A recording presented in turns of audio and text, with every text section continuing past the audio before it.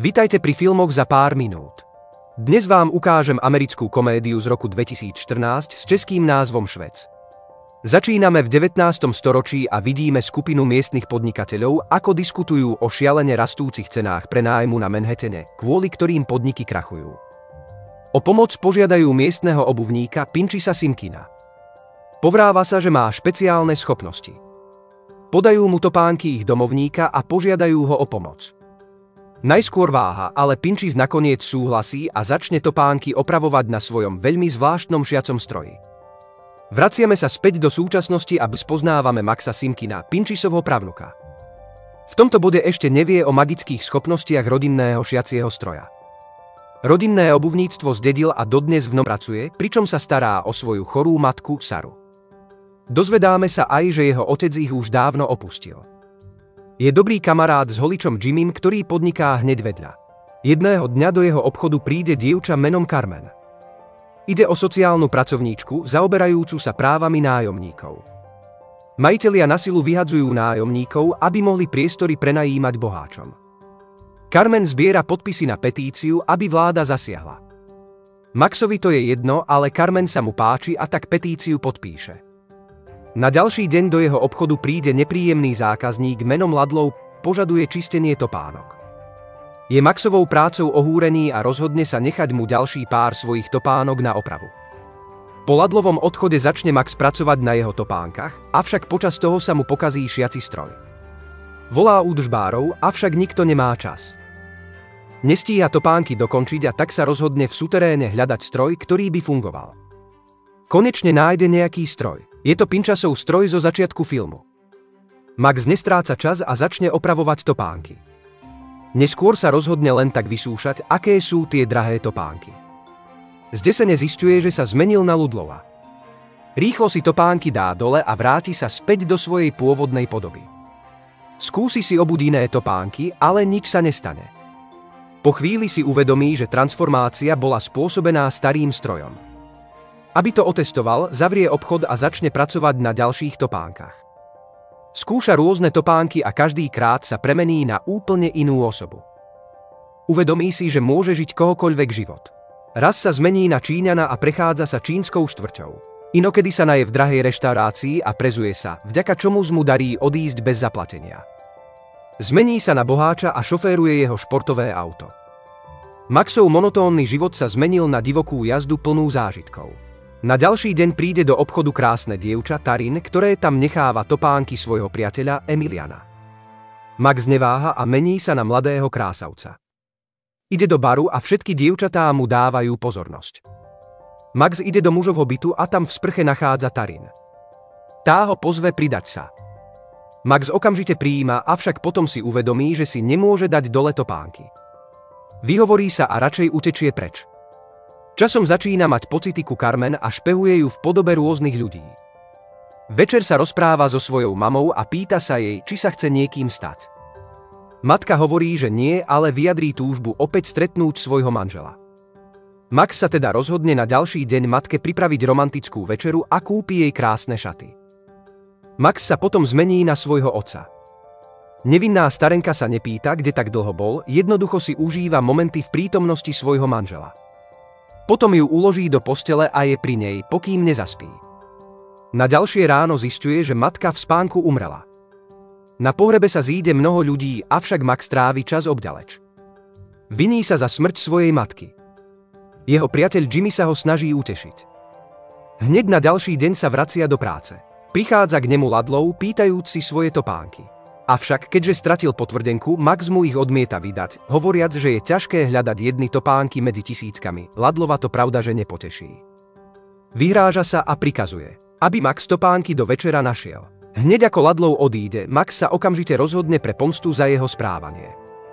Rozhodne sa ho prenasledovať a niekoľkokrát počas toho mení výzor. Dozvedá sa, že Ladlov je gangster, ktorý sa živí výpalníctvom. Ladlov sa zastaví doma, no okamžite odchádza so svojimi mužmi. Max sa rozhodne zmeniť sa na Ladlova, ísť k nemu domov a vykradnúť ho. Tam stretne jeho nahnevanú priateľku, ktorá ho práve ide opustiť. Keď je konečne sám, začne sa pozerať po byte a nájde kufor plný zbraní.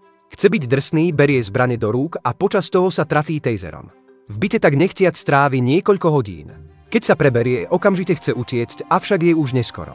Ludlow prišiel domov. Zdesene sa pozerajúc na svojho dvojníka, Ludlow ho okamžite začne mlátiť. Max má však pri sebe ešte stále taser a použije ho. Keď sa Ludlow preberie, Max k nemu pristúpi premenený na transženu a začne ho vydierať. Bez inej možnosti Ludlow ho navedie do skrytého trezoru, kde sa nachádzajú drahé hodinky. Vtedy prídu Ludlowovi členovia gangu. Max sa najskôr bojí, ale keď zistí, že ho prišli sprevádzať cestou po 50 000, Max zmení názor. Premení sa na Ludlowa a ide s nimi. Po ceste jeden z mužov hovorí, že pre neho má prekvapenie. Berú ho do garáže, kde pripútali a týrajú chlapíka menom Patrick, ktorý ich vraj okráda. Vidiac krv a násilie, Max potrebuje chvíľku na upokojenie. Keď sa vráti, hovorí chlapom, aby Patricka pustili. Hovorí, že každý si zaslúži ďalšiu šancu. Gangstri sú prekvapení. Nikdy nepočuli o tom, že by Ludlow niekoho len tak pustil. Nakoniec ho ale prepustia. Následne idú Max a gangstri do vily, patriacej realitnej agentke Elaine Greenwaldovej. Tá mu radostne podáva spomínané peniaze a prikazuje, aby odstránil jej cieľ. Max sa tvári, že vie, o čom je reč a odchádza. Vracajúc sa do bytu v podobe transženy zisťuje, že Ludlow sa oslobodil a očakával ho. Ludlow ho chce zabiť, avšak Max si promptne dá dole jednu z topánok, čo ho premení späť do skutočnej podoby. Ludlowa to veľmi vydesí, čo Maxovi dáva čas utiecť, avšak nechtiac počas súboja bodne Ludlowa lodičkou do krku. Zdesený Max začne utekať. Na ďalšie ráno sa rozhodne bezodkladne ísť na políciu udať sa. Policajti idú s ním na miesto činu, avšak byt je úplne neporušený. Telo, krv aj peniaze sú preč. Max sa im snaží vysvetliť, že hovorí pravdu, avšak polícia odchádza kvôli nedostatku dôkazov. Vráti sa teda do svojho obchodu, kde zdesene nachádza peniaze, topánky a zbrane na stole. Zdesený sa rozhodne všetko zobrať a zmiznúť. Vtedy ho ale zastaví Jimmy, ktorého Maxovo správanie v poslednej dobe znepokojuje. Max sa ale nenechá zastaviť a ďalej odchádza. V ďalšej scéne Max v prestrojení prichádza za Elaine. Hovorí jej, že Ludlow nemôže dokončiť misiu a poslal ho vrátiť peniaze. Elaine mu ale neverí a prikazuje svojim mužom, aby ho zajali. Budí sa v aute s dvomi mužmi, ktorí rozoberajú, ako sa ho zbaviť. Max dostane nápad. Obuje si topánky mŕtvého muža. Chlapíkov to vydesí a spôsobí to autonehodu, ktorá dovolí Maxovi nepozorovane utiecť. Na ďalší deň si v svojom obchode všimne leták od Carmen. Uvedomí si, že nájomca menom Salomon, za ktorého Carmen bojuje, je ten, ktorého dala Elaine odstrániť. Beží za Carmen a hovorí jej o situácii. Zisťuje, že Elaine má záujem zbúrať bytovku a postaviť obchody. Ostatných už vykúpila, avšak Salomon naďalej odmieta. Idú k Salomonovi a hovoria mu tom, že Elaine plánuje jeho vraždu. Starčekovi to je ale jedno a odmieta odísť zo svojho bytu. Max potom dostane nápad. Na ďalšie ráno sa s Elaine stretne v podobe Salomona. V jeho mene navrhuje, že odíde za 100 000 a lístok do Chicaga. Elaine okamžite súhlasí. Ten večer prídu Elainini muži Jeffrey a Brian k Salomonovi, aby mu predali peniaze a lístok. Keď nedávajú pozor, Max im rýchlo ukradne topánky.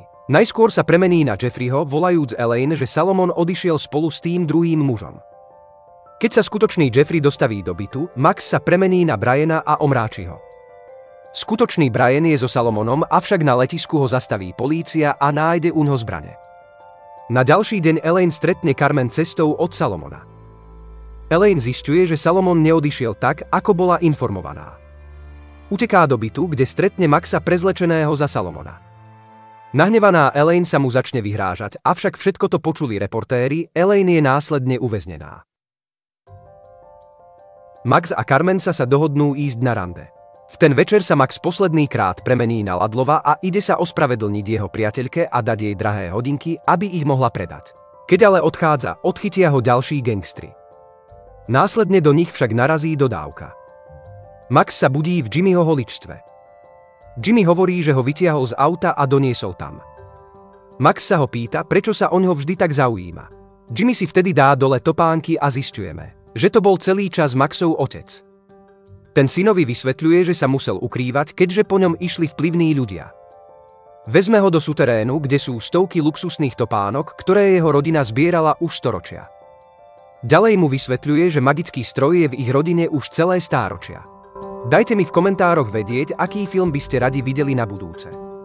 Nezabudnite sa prihlásiť na odber a zapnúť upozornenia, aby ste mohli pozerať viac takýchto videí. Ďakujem za pozretie.